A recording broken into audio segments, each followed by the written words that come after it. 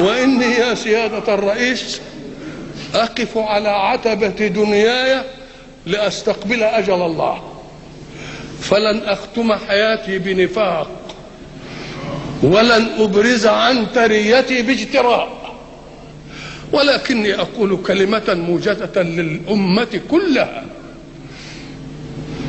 حكومة وحزبا ومعارضة ورجالا وشعبا آسف أن يقول سلبي.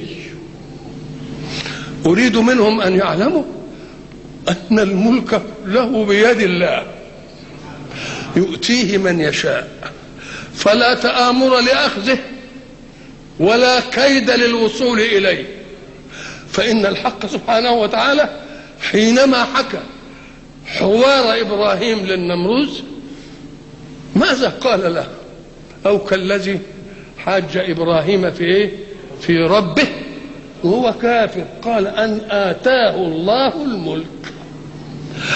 فالملك حين ينزله الله قال يؤتي الملك من يشاء، فلا تآمر على الله لملك ولا كيد على الله لحكم، لأنه لن يحكم أحد في ملك الله إلا بمراد الله. فإن كان عادلا فقد نفع بعدله، وإن كان جائرا ظالما بشع الظلم وقبحه في نفوس كل الناس، فيكرهون كل ظالم ولو لم يكن حاكما. ولذلك أقول للقوم جميعا إننا والحمد لله قد تأكد لنا صدق الله في كلامه بما جاء من الأحداث. فكيف كنا نفسر قول الله ويمكرون ويمكر الله، وكيف كنا نفسر إنهم يكيدون كيدا ونكيد كيدا. الله يريد أن يثبت قيوميته على خلقه، فأنا أنصح كل من يجول برأسه أن يكون حاكما، أنصحه بأن لا تطلبه، بل يجب أن تطلب له.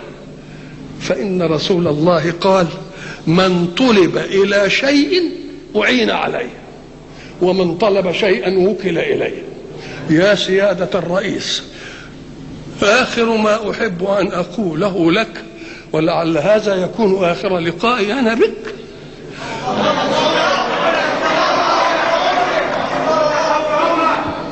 إذا كنت قدرنا فليوفقك الله، وإذا كنا قدرك فليعنك الله على أن تتحمل. والسلام عليكم.